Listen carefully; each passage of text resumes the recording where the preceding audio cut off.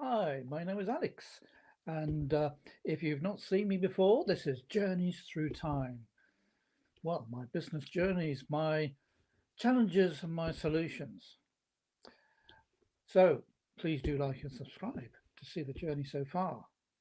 And for those of you coming back, welcome back. This is episode 44. In the last episode, I was talking about freelancing. This time, we're talking on a slightly different angle now. Mainly, it's all about travellers. What do they really want? Or is that a bit of a difficult question? Well, in some respects, it is impossible because, uh, considering that there are 5 billion people that will be travelling by plane uh, at least once during the calendar year 2024, how can you possibly know what all of those people think? But why do we actually need to know? And who does know? Well, next week, for those of you listening on a recording, is the WTM show at the Excel Centre in London, uh, the 5th to the 7th of November. And it's going to be full of experts who no doubt believe they do know what travellers want. The trends, what's hot, what they're saying on social media.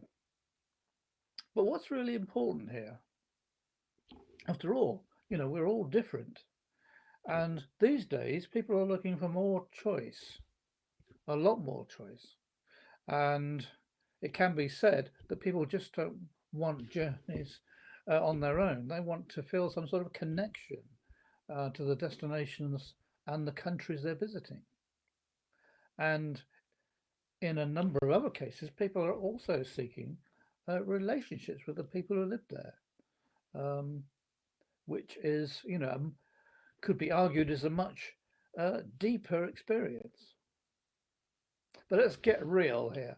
People are traveling more than ever, aren't they? Further than ever and more frequently. People can be said to be more spontaneous uh, than they've ever been. And of course, people like to change their minds, don't they? They're looking for more flexibility. And there are even those who change their minds whilst they're away. But one thing that can be said is that, well, the world is a lot smaller from a sort of a thinking perspective. People don't see it as such a big place anymore. In the old days, and it's not really that long ago in human history, 100 years or so, you knew how far anywhere was because you had to walk everywhere. The lucky people had a horse, which even they had to be rested and the horse replaced. So things, the world is a lot smaller than it used to be.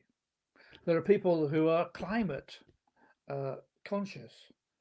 There's a lot of reports this year, and even recently, around flooding events. People are looking for eco-friendly. This is becoming a, a category in its own right. People want to protect the environment that they live in, and also the one they wish to visit for future generations who wish to take part in similar activity. But one thing that's intrigued me on my more recent journeys and conversations is that there's this thing called hidden gems, and I think it's kind of overlooked in a way, and I think it's an overused cliche that well, if you throw those two words at the end of a conversational piece or a description or a piece of content, oh, people like that. People want to find hidden gems. But to me, there seems to be more than ever before, because they used to say, it's in the brochures or perhaps it's what's not in the brochures. But I think this hidden gems thing is much bigger than it ever has ever been because with the growth of social media, well, we always like to blame social media for if we don't understand it, it must be social media's fault. But really, social media is all about. Um, they say it's about the experience. We want to give our members a great experience. But the thing about that is that because uh, they seem to like using algorithms to find out what that experience is.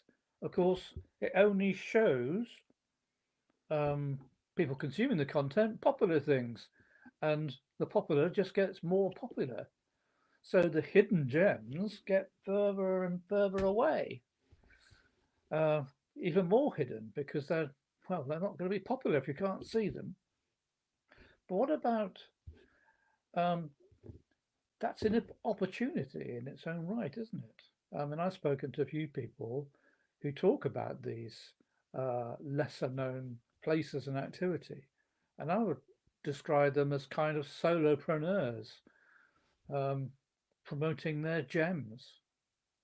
Or perhaps we should describe it as make it up as you go gems.